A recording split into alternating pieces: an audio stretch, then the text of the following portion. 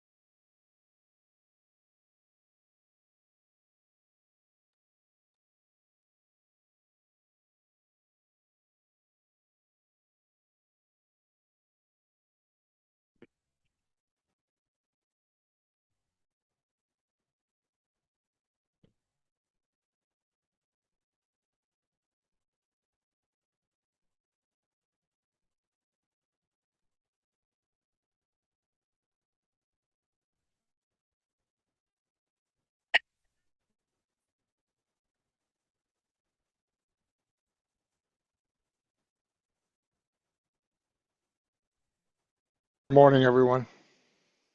Good morning. Good morning. Morning.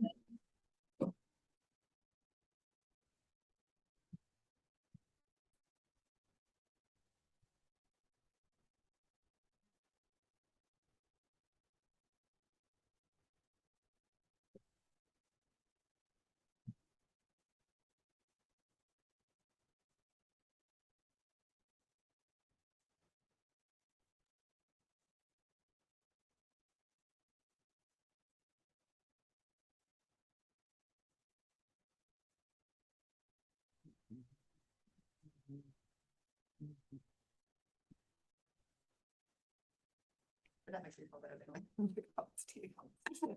Oh, no. But they can hear me. should. Okay, you should be able to. Good morning, members. Can you hear me? Yes. Yes, Yes, Okay, I'll continue. Javed Anwar, Richard Klimmer, Emma Navarez, Present. Juan Navarez, Present.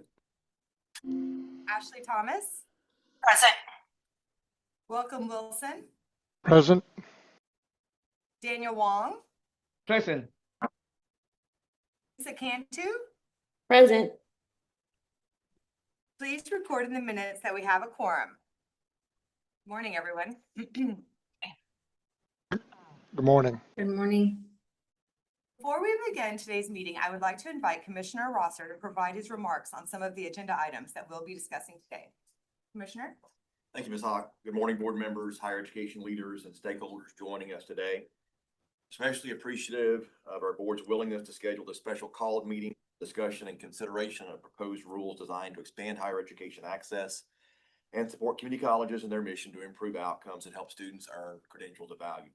And I'm grateful for Governor Abbott, Lieutenant Governor Patrick, and our legislature who invest in higher education access and workforce readiness through the 89th Texas legislative session. With the rules on today's agenda, we're continuing to move this important work forward. Specifically, the board will consider several key rule changes to community college finance resulting from the passage of Senate Bill 1786. And these include updating the transfer outcome metrics to include ICUTs, the Independent Colleges and Universities of Texas, as a fundable outcome when a community college student transfers from a community college to one of the ICUT institutions, and establishment of a wage threshold as part of the method for determining if associate's degrees or credentials of value, which will ensure ROI to the student and that the student is earning a credential aligned to the state's workforce needs. These rules, developed in collaboration with the Community College Standing Advisory Committee, represent many hours of dedicated work on behalf of our staff, and the Standing Advisory Committee is a statutorily established body to advise on funding and implementation of the finance program, and includes community college presidents, chancellors, chief financial officers, chief academic officers, institutional researchers, and experts. I'm excited about the direction that we're headed with this work. These policies will continue to improve outcomes, increase access, and move us closer to meeting the needs of our state's dynamic economy. Thank you again to our board for your leadership and support of our mission. With that, I'll turn it back over to Ms. Hawk. Thank you, Commissioner. Members, any questions for the Commissioner? Also, please let the minutes show that Richard Klimmer has joined us. Thank you. My apologies for my tardiness. Welcome. Agenda item 2 is public testimony. We do not have anyone registered to testify today, so we'll move on to the next agenda item. Agenda item 3 are the proposed rules. Agenda item 3.1 is consideration and possible action to adopt proposed amendments to Board Rules, Chapter 13, Subchapter Q, Sections 13.501 and 13.503 concerning financial aid for Swift Transfer FAST program. Dr. Charles Quintero-Poles, Assistant Commissioner to Financial Aid Programs, will present this item and be available to answer questions. Thank you. I'm pleased to present the proposed rules for the Financial Aid for Swift Transfer Program. The proposed rules implement the provisions of House Bill 120 and Senate Bill 1786, both of which were passed during the recently concluded legislative session. Senate Bill 1786 made 3 major changes to the FAST program reflected in these proposed rules. It defines high school as meaning grades 9 through 12, which aligns with our existing practice.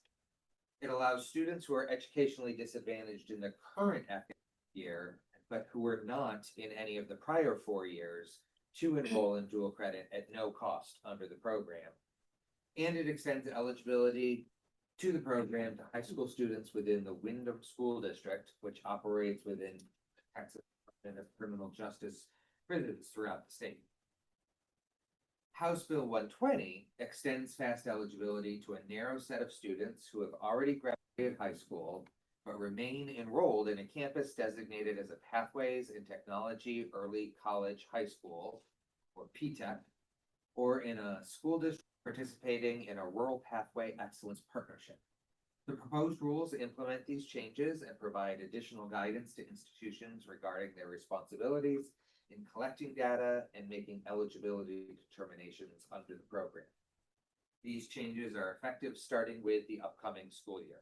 Thank you, and I'm happy to answer any questions you may have. Members, does anyone have any questions? Members, is there a motion to adopt proposed amendments to Rules Chapter 13, Subchapter Q, Sections 13-501 and 13-503 concerning financial aid for Swift Transfer Program? So moved. Motion? Second. We have a motion and a second, Dr. Wong and Mr. Clemmer. Any discussion? Those in favor say aye. Aye. Aye. Opposed say no. Motion passes.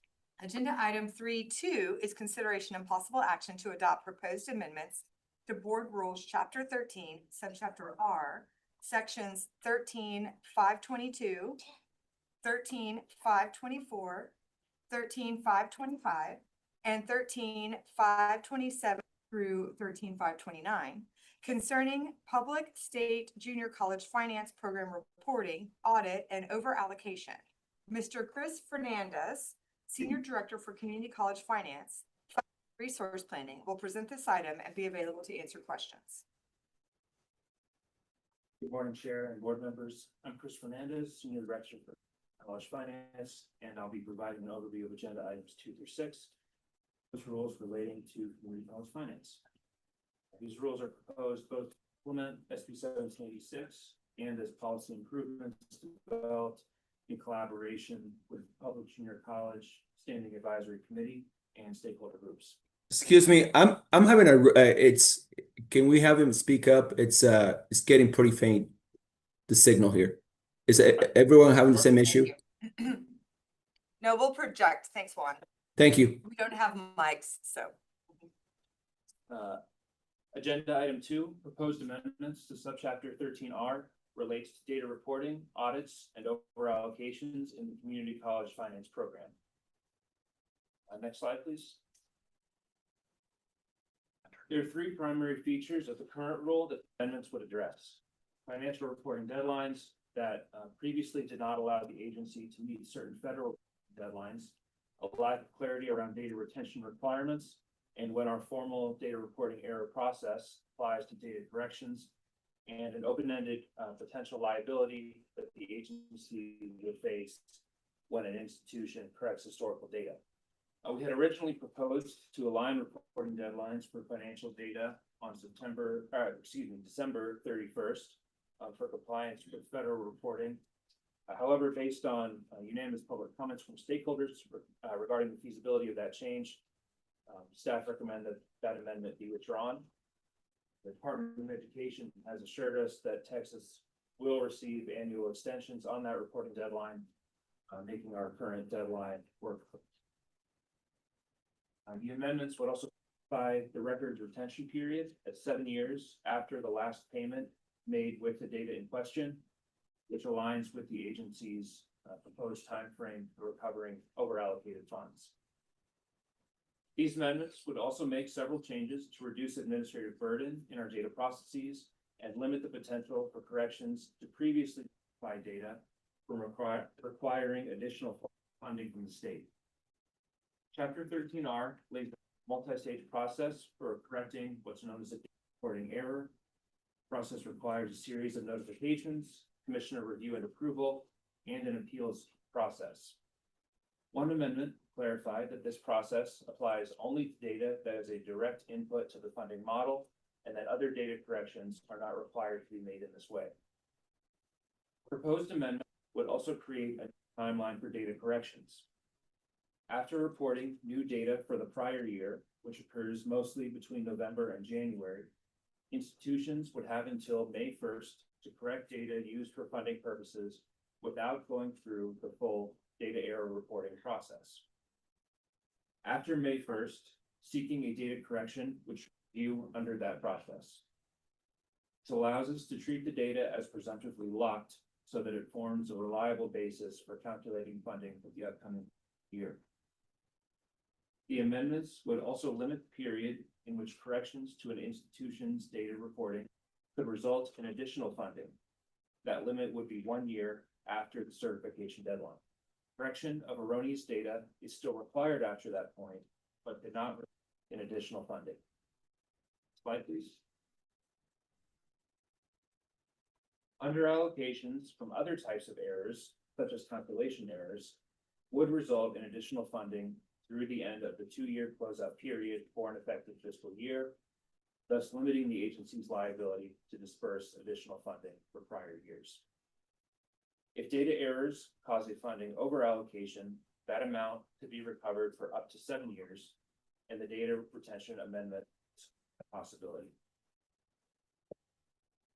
That concludes item 2. If there are no questions, we'll move on to item 3, please. Get a motion. Members, does anyone have any questions? Is there a motion to adopt proposed amendments to Board Rules, Chapter 13, Subchapter R, Sections 13, 522, 524, 525, and 527 through 529 concerning state public junior college finance program reporting, audit, and over allocation? So moved. Second. Thank you. Second? Any discussion? Those in favor say aye. Aye. Opposed, no.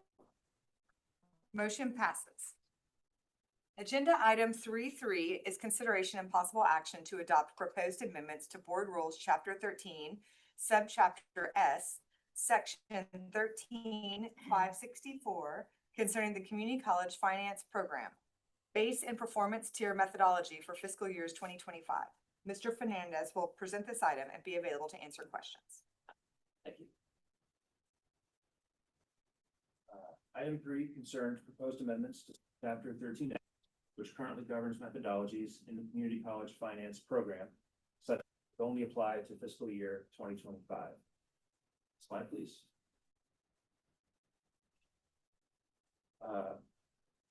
Under the current rule, Subchapter 13S applies in general to the performance tier for community college finance. However, as we are proposing a series of amendments to implement SB 1786 and other proposals related to community college finance, we are also proposing that those rules be contained in a new subchapter 13G. However, the 2025 rules need to remain in effect at least through the end of the closeout process for FY 2025.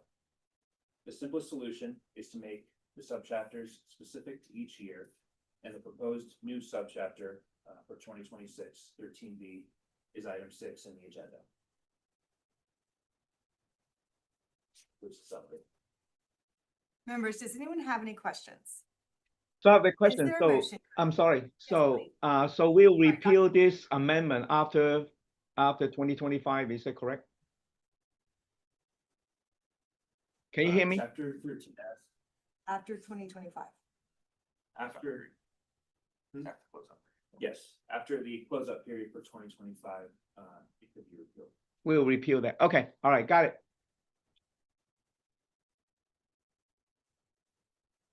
Members, is there a motion to adopt proposed amendments to Board Rules, Chapter 13, Subchapter S, Section 13564, concerning the Community College Finance Program, base and performance tier methodology for fiscal year 2025? So moved. I have a motion by Second. Mr. Wilson, Second. second by Dr. Wong. Any discussion? Those in favor say aye. Aye. No? Motion passes. Agenda item 3.4 is consideration and possible action to adopt proposed amendments to Board Rules, Chapter 13, Subchapter T, Section 13-594, concerning high demand fields methodology. Mr. Fernandez will present this item and be available for questions. Thank you. Item 4 concerns proposed amendments to subchapter 13T that would refine the way that high demand occupations are matched to academic fields in the high demand fields process for community college finance. slide, please. HB 8 directed the coordinating board to provide additional funding for credentials conferred in high-demand occupations. After identifying high-demand occupations, staff must determine which academic fields are linked to those occupations and therefore merit additional funding. Under the current rule, this linkage is done strictly according to a crosswalk developed by the Bureau of Labor Statistics and National Center for Education Statistics. Staff have found that this crosswalk, while mostly reliable, is not regularly updated and cannot be relied on in all cases. Labor market data might reclassify an occupation or recognize a new occupation without that change being incorporated into the crosswalk. There may also be cases where the crosswalk does not reflect recent changes in training pipelines, particularly for emerging occupations. To address these cases, the amendment would clarify that staff may match an occupation to academic fields on the basis of a functionally equivalent occupation as needed. The amendment would also allow the commissioner to determine appropriate matches to occupations that have no functional equivalent in the crosswalk, and to alter the matches of emerging occupations if the educational pathways to these jobs are in flux. Concludes my remarks. Members, does anyone have any questions? No. Is there a motion to adopt, I'm sorry? Is there a motion to adopt proposed amendments to Board Rules, Chapter 13, Subchapter T, Section 13-594 concerning high demand fields methodology? Motion? Second. Thank you. I have a motion by Mr. Clemmer and a second by Ms. Navarez. Yes. Mrs. Navarez. Thank you. Any discussion? Those in favor say aye. Aye. Aye. Opposed? No. Motion passes. Agenda item 3.5 is consideration and possible action to adopt proposed amendments to Board Rules, Chapter 13, Subchapter U, Sections 13-623 and 13-624 concerning Community College Finance Program forecasting methodology and finance policy. Mr. Fernandez will present this item and be available to answer questions. Item 5 concerns proposed amendments to the methods used to forecast outcomes for performance funding under Chapter 13U. Slide, please. Our current forecasting methodology uses a single type of model known as exponential triple smoothing to forecast all performance outcomes for all colleges for years in which data are not yet available. It also specifies the parameters according to which the model must be run. While this approach is straightforward, leaves no room for flexibility when the approach is not a good fit for a particular college or outcome. Furthermore, our experience in FY25 shown that we can improve the accuracy with which we project outcomes and total funding needs. We believe that these issues are linked and that if the forecasting method can be better fit to the data in question, it will be more accurate for individual colleges and in the aggregate. The proposed amendments would provide 3 forecasting models as options for each individual outcome at each individual college. We would determine the optimal parameters for each model and then pick the best fit from among the strongest version of all 3 according to a measure called the mean error. These amendments maintain transparency, objectivity, and replicability while providing much needed flexibility to offer the best possible projection for each outcome at each college. For further transparency, staff will share with each college the model type and parameters used to forecast each outcome in their performance funding. That concludes my remarks. Members, does anyone have any questions? I do have a question. Can you hear me? Okay. Yes, Dr. Wong. Yes. Who picked the best fit model? Us or the college? We picked the best fit model, is that correct? Yes, we would select the best fit model based strictly on the outcome of a statistical test. So we do have our internal criteria to pick the model ourselves, is that correct? And we Yes, can sir. justify that to the community colleges, right? Yes, sir. Those criteria would be strictly what is allowed in the rule. So, The statistical test, then, yes. are those criteria transparent? Those community colleges will know? Yes, sir. Those tests are well-established statistics. All right, sounds good. Thank you. Any other questions? Members, is there a motion to adopt proposed amendments to Board Rules, Chapter 13, Subchapter U, Sections 13,623 and 13,624 concerning Community College Finance Program, forecasting methodology, and finance policy? So So- moved. I have a motion by Dr. Wong and a second by Mrs. Navarez. Yes. Any discussion? Those in favor say aye. Aye. Aye. Aye. Opposed, say no. Motion passes. Agenda item 3.6 is consideration and possible action to adopt new board rules, chapter 13, subchapter 5, sections 13,640 through 13,651 concerning the community college finance program, base and performance tier methodology for fiscal years 2026. Mr. Fernandez will present this item and be available to answer questions. Thank you. Item 6 concerns a proposed new subchapter 13V of community college finance methodologies and definitions that would take effect for fiscal year 2026. Slide, please.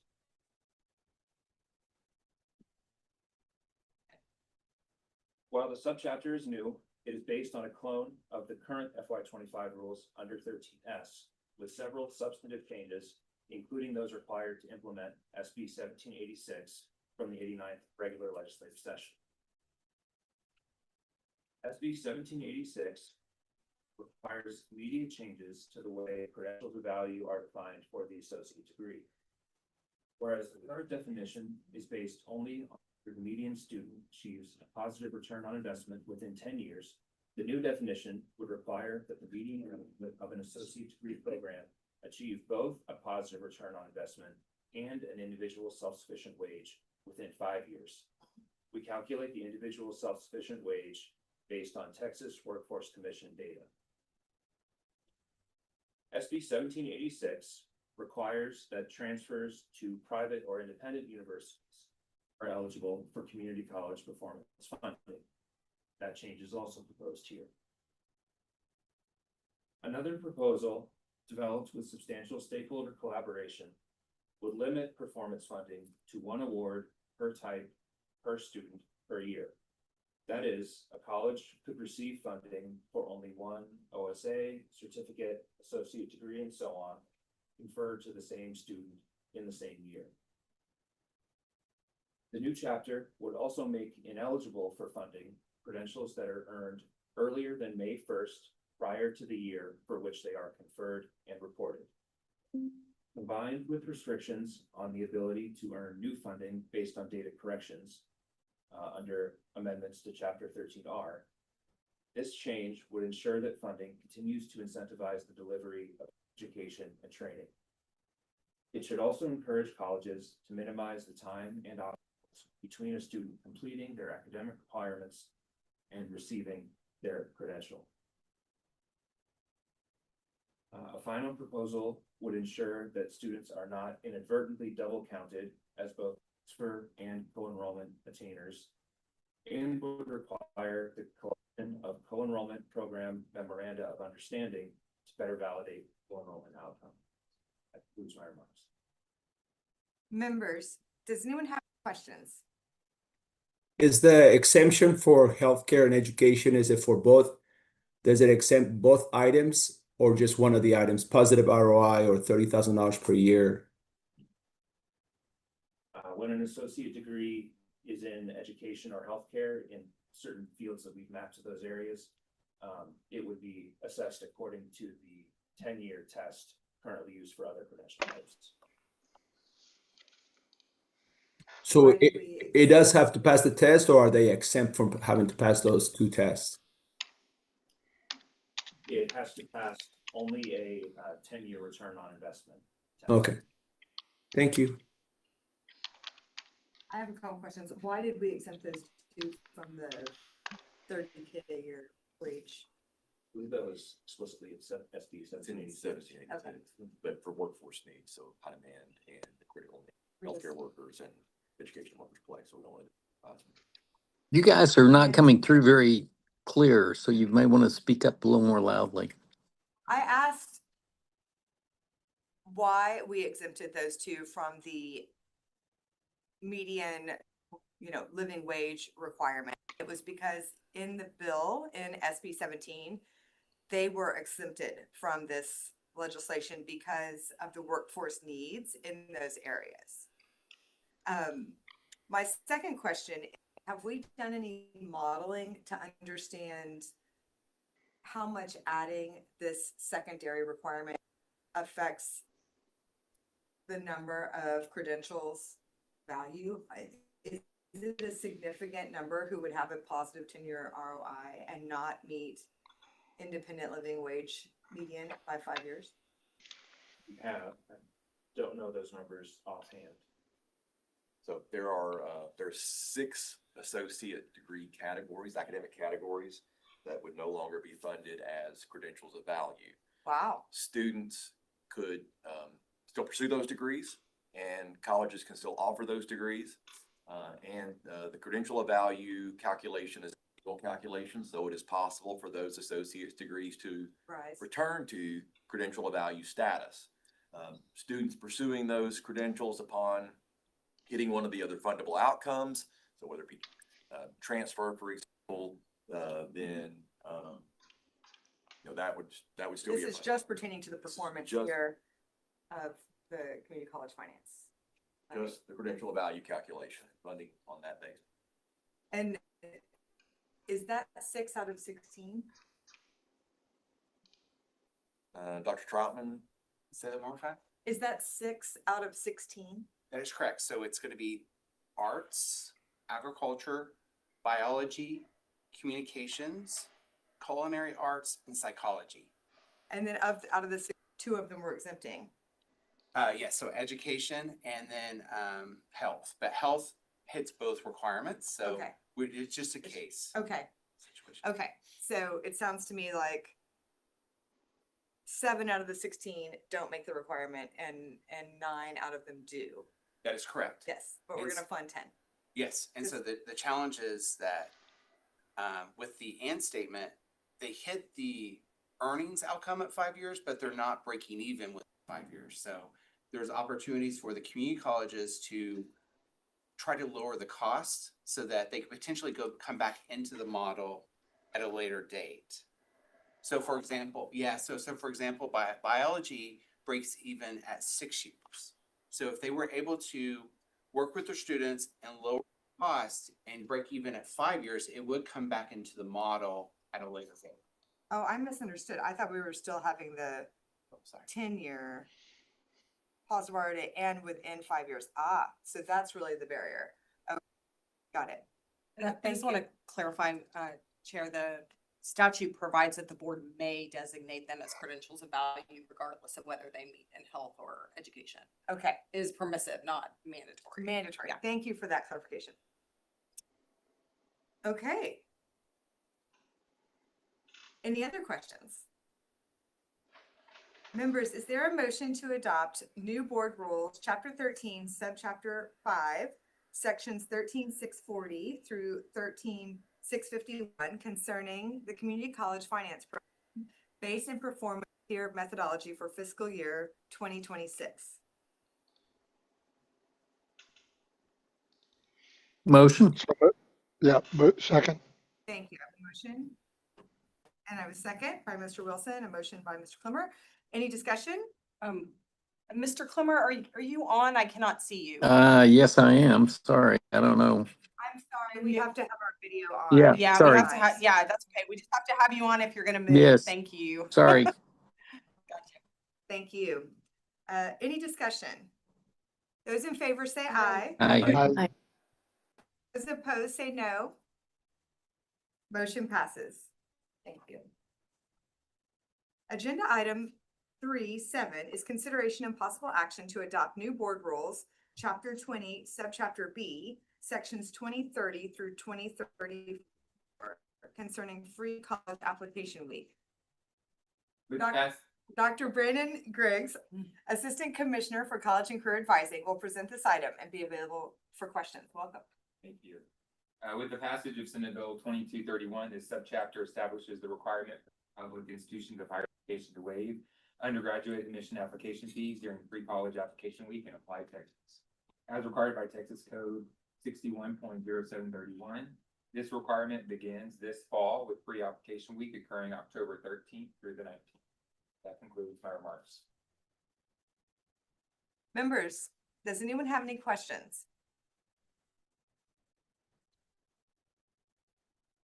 Is there a motion to adopt new board rules, chapter 20, subchapter B, sections 2030 through 2034 concerning free college application? I'll week? So move. moved.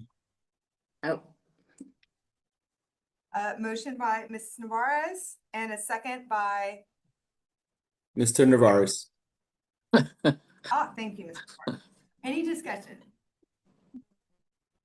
Those in favor say aye. aye. Aye. Those opposed say no. Motion passes. This concludes our meeting.